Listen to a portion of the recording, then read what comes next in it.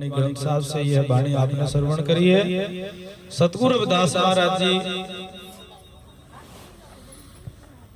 वाणी के अंदर स्पष्ट करते हैं कि भी परमात्मा बाहर नहीं है, परमात्मा अंदर है। ये जो पांच तत्व का शरीर है सभी का, मानुष चोला पांच तत्व पूर्ण, इसी के अंदर वो रतन बताया है सतगुरु रविदास महाराज जी ने।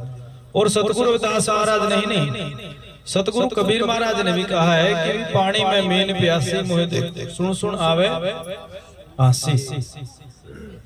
मीन कहते हैं मछली को, कि पानी के अंदर मछली है, वो प्यासी मर रही है, वो मुझे देखते हुए हंसी आ रही है कि ये क्या हो रहा है कि पानी के अंदर मछली प्यासी मर रही है। तो अचरज की बात है, भी अचंभा भी है, सच्चा भी पानी में वो प्यासी मर रही है। आत्म ज्ञान बिना नर भटक्या फिरे, कोई मथुरा कोई काशी, और कस्तूरी मिरग के पास है वह बड़ बड़ फिरत उदासी। यही बात सतगुरु रविदास जी ने कही है। कस्तूरी मिरग के पास है वह सुगंध घास फिरे, पाछा लाग्या काल पार दी छिन में प्राण हारे। एक खास प्रकार की सुगंध होती है कस्तूरी की। जो कस्तूरी की सुगंध है वो मिरग के अंदर से आती है, लेकिन मिर्ग अज्ञानता के कारण उसको बाहर खोजता है और एक दिन शिकारी उसका शिकार कर लेता है, मूर्छित हो जाता, मर जाता है। उसका जो हाड़ चाम का शरीर है वो गल जाए, तो पर उस कस्तूरी का उसको भेद नहीं मिलता। ऐसे ही मिर्ग की तरह हमारी हालत है, मिर्ग की तरह की नहीं कि अपनी हालत है कि हम परमात्मा को कहाँ खोजते हैं, बाहर। लेकिन वाणी क्या कह रही है, परमात्मा कहाँ है, अंदर। ईड़ा पिंगला सूक्ष्म नाड़ी का मैं चित न धरे, और सहस तार में भंवर गुफा है था मैं भंवरा गूंज करे।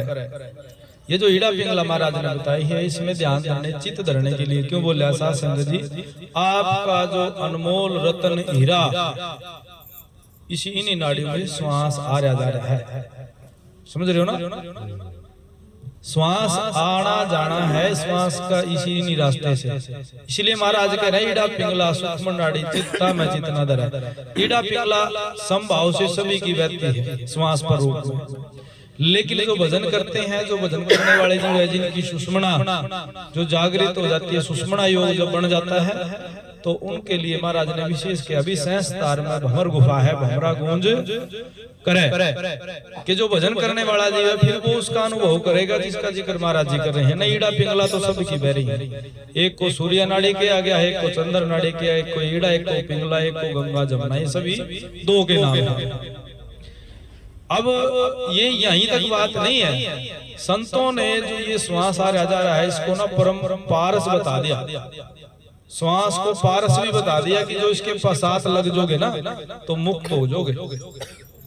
क्यों ऐसा क्यों किया है साध संगत जी, कि जो इस श्वास का आना है उसका नाभि से उठना है, हमारा नाभि से उठे ना श्वास, सभी के प्राण का अवस्था है नाभि कवल के अंदर, वहां से श्वास उठ रहा है। और जब श्वास के साथ जुड़ेंगे, श्वास श्वास में भजन करेंगे, सतगुरु कबीर महाराज कहते हैं श्वास श्वास में नाम सुमर, विरथा श्वास ना खो, ना जाने श्वास का फिर आना हो या ना हो। अब बाहर आकर हमने क्या करा, किसी ने काट की माला बना ली, किसी ने तुलसी की माला बना ली, किसी ने रुद्राक्ष की बना ली, कोई 108 की गिना, कोई 68 की गिना, कोई 64 की गिना। लेकिन सतगुरु रविदास महाराज जी कहते हैं 2 मणकों की दीनी माला दूत भूत का तोड़ा था। 2 मणके कौन से, श्वास के, एक आना और एक जाना। ये परमात्मा की दी हुई जो माला है ना, इसके 2 ही मणि हैं बस, एक श्वास हमने लिया, एक छोड़।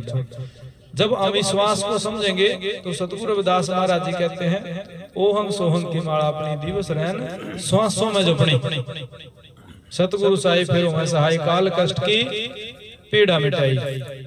ये नाम का भेद है भी घने आदमी को जाम तो गायत्री मंत्र जपे जावा जी, गायत्री हमने गायत्री मंत्र जप दिया, लेकिन कोई जानकार भेदी गुरु होगा तो वो बताएगा भी गायत्री के अंदर सार क्या छुप रहा है और कैसे उसको पकड़ना है। और जब तक वो सार नहीं पकड़ोगे तब तक खाली 108 बार 200 बार 500 बार गायत्री का जाप हम करते रहेंगे तो वो नहीं समझ मानेगा, उसका पलट है। कोई भेदी ही बतावे तो भेद बिना कर दूर साधो भेदी हो, कोई भेद बतावे भेद बिना कर दूर। कह रही है वाणी तो भेद भी ना दूर कर दूर है। और सतगुरु कबीर महाराज ने कह दिया है नेड़ा पर दूर बतावे, दूर की बात निराशी, कह कबीर सुनो वैसा दो गुरु बिना भरम ना जासी, पानी में मीन प्यासी मोए देखत आवे आसी।